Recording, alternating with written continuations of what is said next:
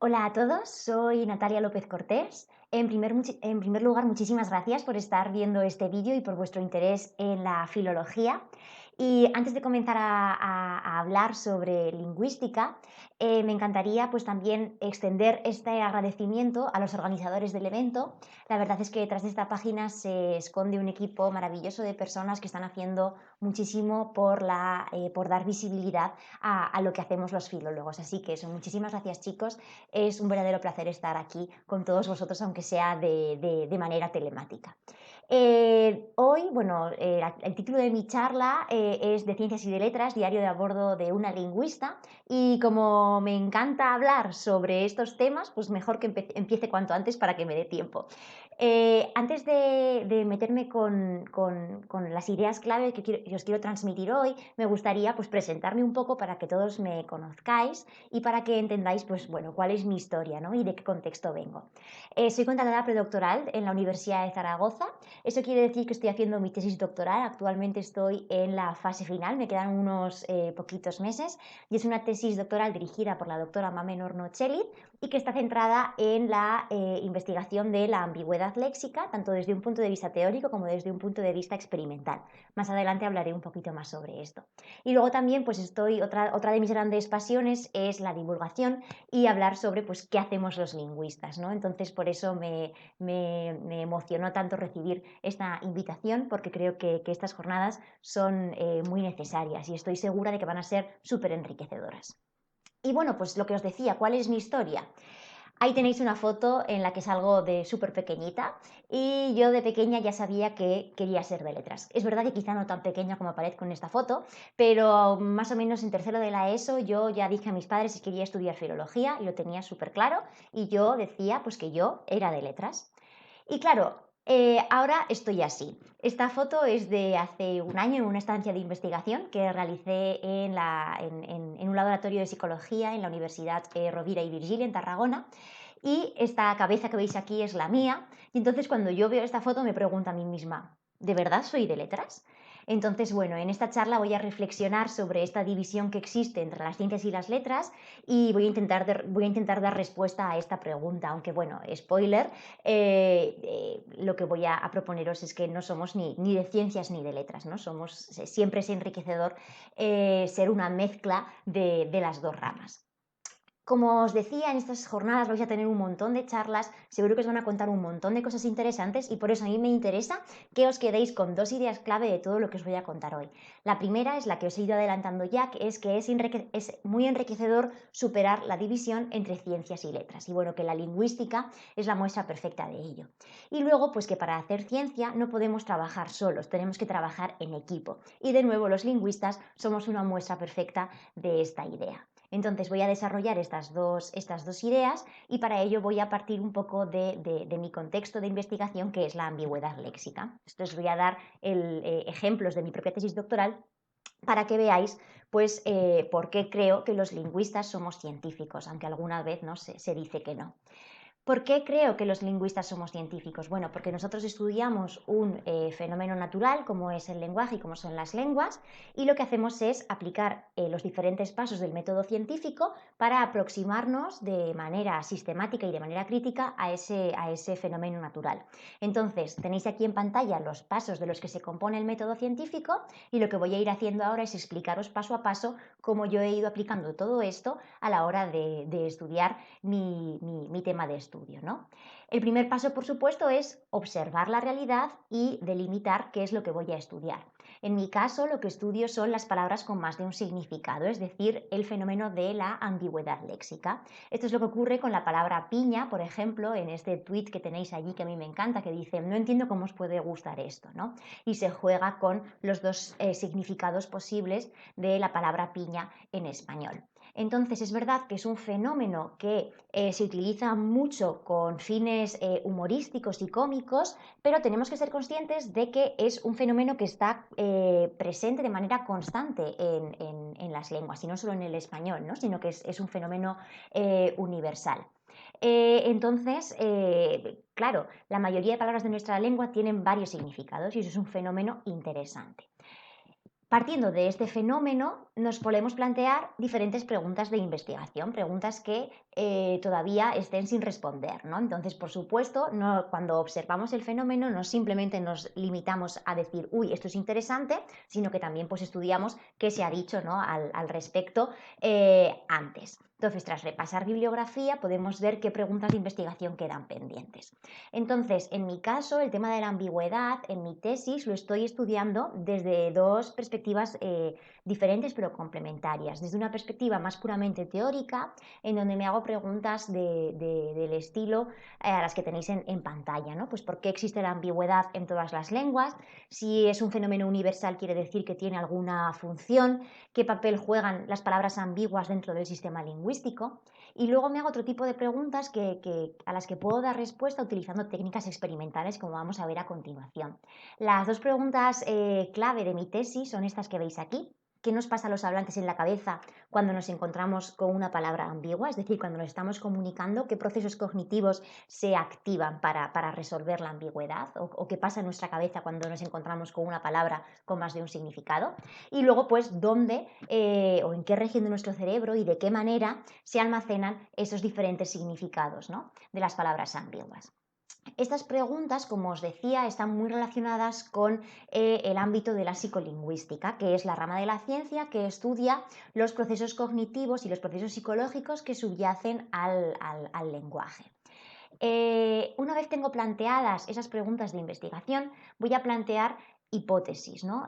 Hipótesis que traten de dar respuesta a las preguntas que estoy planteando, ¿no? Y son hipótesis con las que yo luego voy a trabajar y que voy a intentar falsar en laboratorio, ¿vale?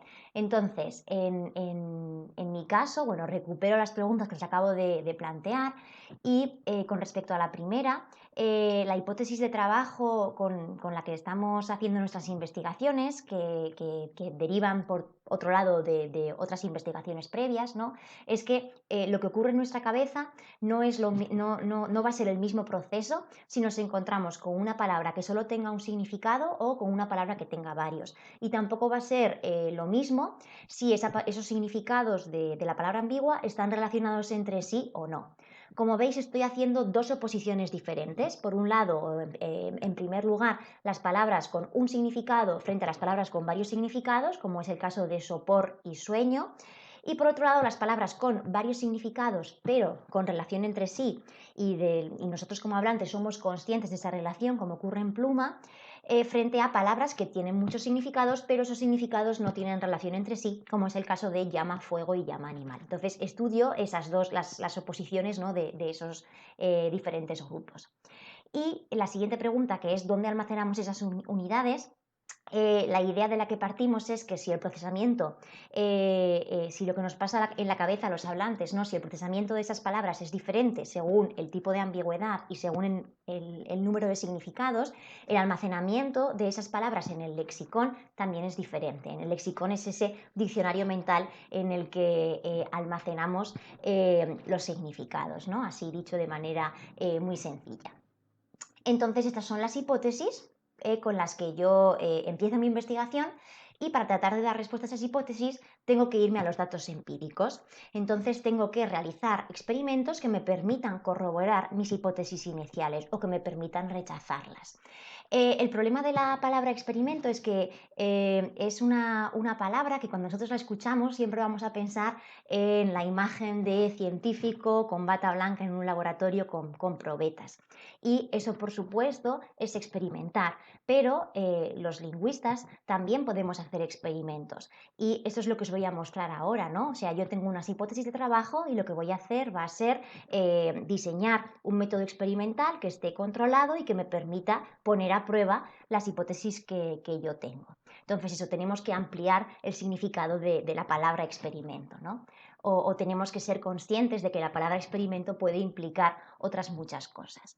La primera técnica experimental que, bueno, os he traído varias técnicas experimentales, las he seleccionado pues con el criterio de aquellas que yo conozco, con las que estoy familiarizada, pero hay muchísimas más opciones, ¿vale? La primera que os traigo es el tema del registro de potenciales evocados, es la foto que os he puesto al principio. La técnica de potenciales evocados es una técnica que nos permite registrar la actividad eléctrica del cerebro. Entonces ponemos al participante ese casco con esos electrodos y le ponemos a hacer una tarea, pues la que nos interese, ¿no? Una tarea de lectura, una tarea de decisión léxica, de las que os voy a hablar más adelante.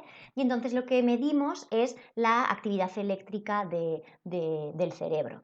Lo que obtenemos es la imagen que tenéis ahí en medio, esas ondas, esos componentes. Esta imagen es una vez ya hemos filtrado los datos, porque al principio hay muchísimo ruido, las ondas son mucho más complejas. Entonces, una vez filtramos los datos, obtenemos esas ondas y lo que ocurre es que, bueno, se ha demostrado que hay ciertos componentes eléctricos que están vinculados con ciertos procesos cognitivos relevantes para el procesamiento lingüístico. Entonces, podemos comprobar si al ver una palabra de este tipo, pues la onda es así o es asá, ¿vale? La última foto que os traigo es la jeringuilla esta, porque me hace mucha gracia, bueno, pues porque para que los electrodos funcionen hay que poner una especie de bueno, un líquido como para que se activen, ¿no? Entonces tienes que ponerlo una vez ya el participante tiene su gorro puesto, con la jeringuilla que tiene una aguja, pues metes el líquido y es como que activas el electrodo y mejoras la conexión, ¿no?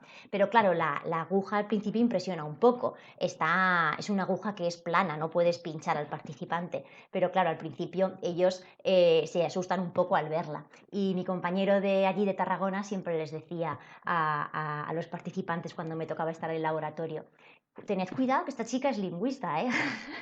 y los participantes siempre se quedaban muy sorprendidos, ¿no? Pero pues es eso, los lingüistas también podemos hacer estas cosas y como veis es una técnica que nos permite recabar información sobre el comportamiento lingüístico, sobre el procesamiento lingüístico en concreto.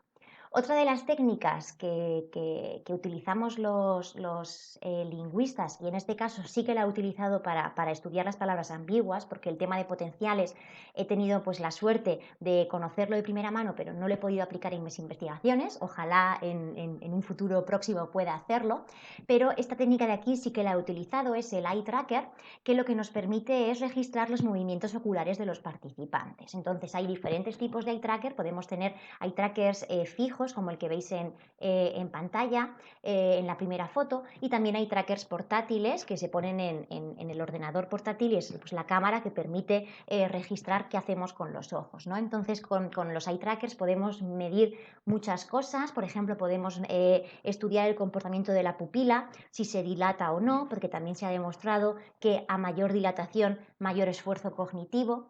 Y también podemos estudiar, que esto es lo que yo he hecho como parte de mi tesis, las fijaciones y los movimientos sacádicos, los movimientos que hacemos con los ojos. Entonces podemos, por ejemplo, si ponemos una imagen, ver en qué punto se fijan los participantes y, por supuesto, si ponemos un texto, podemos ver cómo lo leen. Podemos ver si se fijan más tiempo en una palabra, si desde una palabra a lo mejor necesitan volver hacia atrás para comprobar información, etc. Esta es una otro tipo de técnica que podemos utilizar para recoger datos empíricos sobre nuestro comportamiento lingüístico. Y la última tarea que os traigo son bueno, antes más que tareas os estaba presentando diferentes técnicas que nos ayudan a recoger datos y esta pues, es una tarea experimental en sí. Esta tarea experimental la podríamos registrar también con un eye tracker o la podríamos registrar con potenciales evocados, ¿vale? O sea, son complementarias. Esta tarea es lo que se llama en psicolingüística una tarea de decisión léxica. Lo que ocurre con estas tareas es que presentamos en pantalla una serie de letras y los hablantes tienen que decidir si lo que aparece en pantalla es una palabra de su lengua o es una palabra inventada.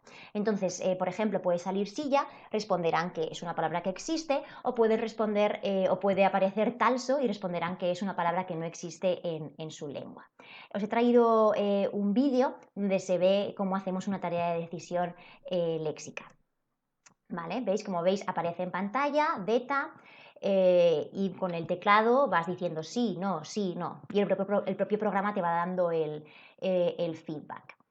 Esa es una de las tareas pues, que he realizado como parte de mi tesis doctoral. Y entonces, bueno, la lógica detrás de esta tarea, detrás de este diseño experimental, es que el tiempo que tú tardas en decir que sí o que no, es decir, el tiempo que tardas en reconocer la palabra, es el tiempo que tardas en acceder a esa información que tienes recogida en tu léxico mental, ¿no? Entonces te puede permitir comparar diferentes tipos de palabras, ¿no? Es lo que hago yo con la ambigüedad, pues palabras monosémicas, palabras homónimas, palabras polisémicas, y ver qué tiempos de reacción obtenemos y ver si son mayores o menores en un grupo de estudio o en otro. Una vez he recogido estos datos, lo siguiente que tengo que hacer es analizarlos. Y aquí entra en juego el concepto de significación estadística.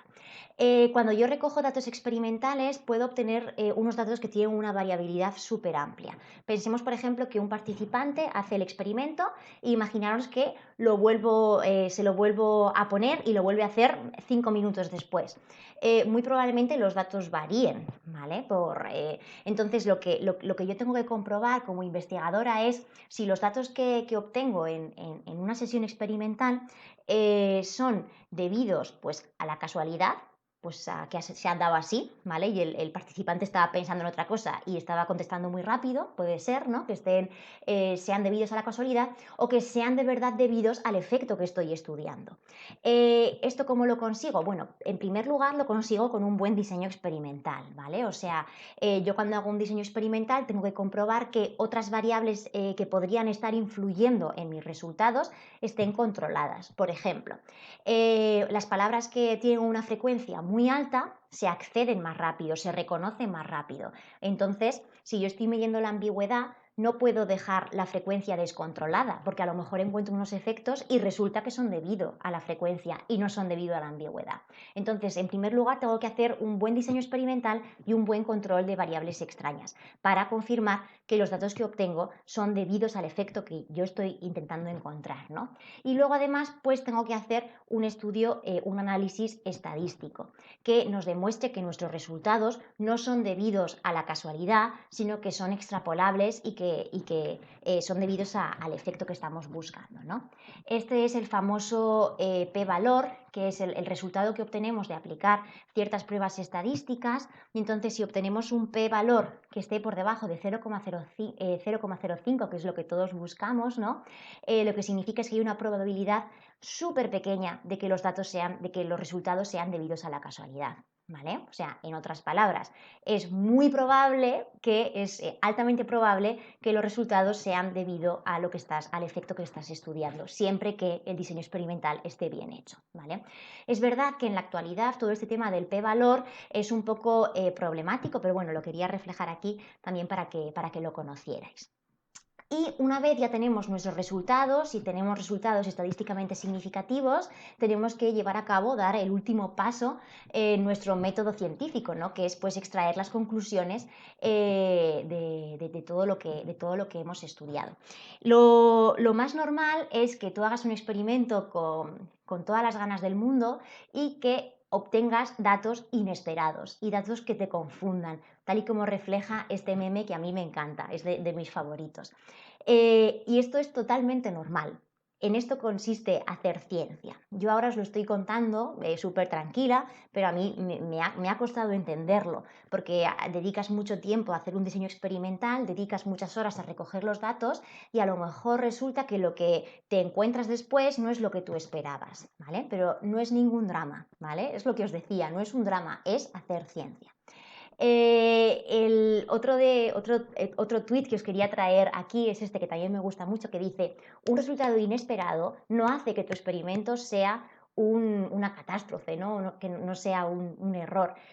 No pasa nada. Que no tengamos datos significativos o datos no significativos, pues también nos está diciendo algo, ¿no? Entonces, de todos nuestros errores vamos a poder aprender. Una vez tenemos todo esto en mente, pues bueno, en el caso de la ambigüedad, os lo traigo, ya os digo, como ejemplo para ilustrar todo este proceso. En nuestro caso sí que hemos encontrado diferencias de procesamiento según el tipo de tarea que hacemos, y son diferencias que sí que son muy claras en el caso de la oposición monosemia-ambigüedad, pero que son más problemáticas en el caso de la homonimia y la polisemia. Entonces, a mí esto antes me volvía muy loca y me quitaba el sueño, pero ahora he aprendido pues el lema que os digo, que os pongo aquí y que os vengo repitiendo a lo largo de toda la charla. No pasa nada, es totalmente normal. Con un experimento no podemos responder a todas las preguntas del universo. Estamos respondiendo y estamos comprobando una cosita muy pequeña y muy delimitada. Y ya está, ya tendré vías de futuro para seguir investigando, ¿no? Entonces, no pasa nada si con un único trabajo no somos capaces de responder todas las preguntas que nos habíamos planteado al principio, ¿vale? Entonces, como veis, lo que os quería transmitir es que efectivamente a la hora de estudiar los fenómenos lingüísticos estamos aplicando el método científico, y por eso defiendo una vez más que los lingüistas somos científicos, ¿vale? Además de esta primera idea clave, también me gustaría transmitiros una segunda idea clave que, bueno, ya os he ido adelantando a lo largo de la charla, y es que para hacer ciencia no podemos trabajar solos, tenemos que trabajar en equipo. No me voy a detener mucho sobre esto porque si no se me acabará el tiempo, pero lo que quiero transmitiros es eso, ¿no? Que los lingüistas tenemos que relacionarnos con con gente de otras áreas, y que gente de otras áreas nos van a poder ayudar muchísimo. Y por supuesto, nosotros también vamos a tener mucho que aportar a gente de otras ramas de la ciencia. Entonces, en primer lugar, ¿a quiénes necesitamos los lingüistas? ¿Quiénes nos pueden ayudar? Bueno, desde mi experiencia personal, la primera palabra que se me viene a la cabeza son los psicólogos, porque en cuanto al tema de diseño experimental, los psicólogos tienen mucha experiencia a la hora de diseñar tareas, saben, tienen mucho control con todo el tema que os comentaba de hacer bien el diseño, de controlar bien las variables, de cómo tienes que mostrar los estímulos para que de verdad estés midiendo lo que quieres medir. Entonces, en ese sentido, tener un equipo multidisciplinar de gente de diferentes áreas puede hacer que tus experimentos pues salgan mucho mejor, ¿no? Otro ámbito que también tiene mucha conexión con la lingüística es todo el tema de la programación y de la informática. Entonces, por ejemplo, a la hora de diseñar los experimentos, aquí os he traído un pantallazo de un software que utilizamos para diseñar experimentos, que como veis sí que tiene una interfaz que es accesible, pero si os fijáis, abajo tiene la consola donde aparece el lenguaje de programación, porque es un programa que está basado en órdenes de programación y en un lenguaje de programación concreto. Entonces, si quieres hacer cosas muy básicas, con el interfaz te puedes apañar, pero cuando quieres hacer cosas más complejas necesitas saber programar. Entonces, tener conocimientos de programación también es un plus, ¿vale? Lo mismo ocurre con la estadística. El programa de estadística que utilizamos nosotros también se basa en lenguaje de programación, por lo tanto, saber programar siempre te va a ayudar a afinar más tus análisis. Y luego también, pues eso, necesitamos a gente que nos ayude a veces a interpretar nuestros datos, porque una persona no puede saber de todo en esta vida. Entonces, a mí esto, por ejemplo, es un tema que me ha traído de cabeza, porque yo tenía muy poca formación en este asunto, ¿no? En el tema de la estadística, porque claro, yo, como os decía, era una persona de letras, y es que en la carrera sí que dimos algo de estos, del tema de psicolingüística y de diseño y tal, pero bueno, muy reducido, porque en filología ya sabéis que se dan un montón de cosas. Y luego pues yo además venía de un bachillerato de letras puras, porque yo tenía muy claro que era de letras. Entonces a mí el tema de la estadística me ha vuelto loca. ¿Y qué ha pasado? Pues bueno, lo mejor es ser consciente de tus carencias, formarte para solventarlas, y al mismo tiempo pues no tener miedo de pedir ayuda y de reconocer que necesitas ayuda, y te tienes que apoyar en gente que te pueda ayudar. En mi caso esa figura, pues sin ninguna duda, ha sido mi directora de tesis, y luego pues otros muchos compañeros investigadores que me han podido ayudar con esto. Esto no quiere decir que yo haga un experimento y diga, bueno, tú, analízame los datos. No, o sea, yo tengo que ser consciente de que tengo que tener unos conocimientos básicos en estos asuntos para poder entender lo que estoy investigando. Pero es lo que os decía, no tenemos que tener miedo de reconocer que no sabemos hacer algo y de pedir ayuda a gente que sí que sepa, porque no podemos ser expertos en todos los temas, ¿no? Entonces hay que encontrar un equilibrio entre esos dos extremos. Y hasta aquí, bueno, pues qué cosas nos pueden venir bien a los lingüistas para mejorar nuestras investigaciones, pero también nosotros, como ya os adelantaba, podemos aportar mucho a otras ramas de la ciencia. Por ejemplo, en el tema de de diseño experimental, ya veis que estoy tirando mucho hacia esto porque es a lo que yo me dedico. Creo que si bien los psicólogos tienen una formación muy buena en el tema de diseño y de control y tal, creo que un lingüista puede aportar muchísimo a la hora de diseñar el material, porque si estamos haciendo un experimento psicolingüístico en el que los ítems y los estímulos van a ser palabras o oraciones o textos, nosotros vamos a estar trabajando con un material en el que sí que somos expertos. Entonces vamos a poder fijarnos en cosas que otras personas no podrían fijarse, ¿no? Podemos fijarnos en qué pasa con las palabras, si están controladas en su categoría gramatical, si a lo mejor esta palabra tiene una información morfológica que aquí no está. Entonces nosotros podemos aportar un montón en todo el tema de diseño experimental. Antes os hablaba de programación a la hora de diseñar las tareas y a la hora de analizar los datos, pero también creo que la lingüística es un ejemplo, como os decía, de los beneficios que puede tener y trabajar en equipos multidisciplinares, ¿no? Entonces, el caso del lenguaje, del procesamiento del lenguaje natural, perdón, todo el tema de programación, es muy enriquecedor tener un lingüista en el equipo y es de hecho lo que se está haciendo, ¿no? Porque hay asuntos lingüísticos que son esenciales a la hora de, por ejemplo, programar a Siri o a Alexa, ¿no? Entonces, por ejemplo, en el caso de la ambigüedad, os traigo este ejemplo. Yo un día quería buscar los grados que tenía en mi facultad para cotillear algo y entonces puse en Google unizar grados para que me sacara los grados de estudio, ¿no? Y entonces me puso Google 28 grados centígrados. Entonces, claro, ¿por qué? Porque grado es una palabra ambigua, entonces es muy difícil de enseñarle a un ordenador a detectar la ambigüedad y a resolverla, ¿no? Entonces, como veis, son problemas que son, digamos, transversales, que afectan a diferentes ramas de la ciencia y por eso tenemos que trabajar en equipo.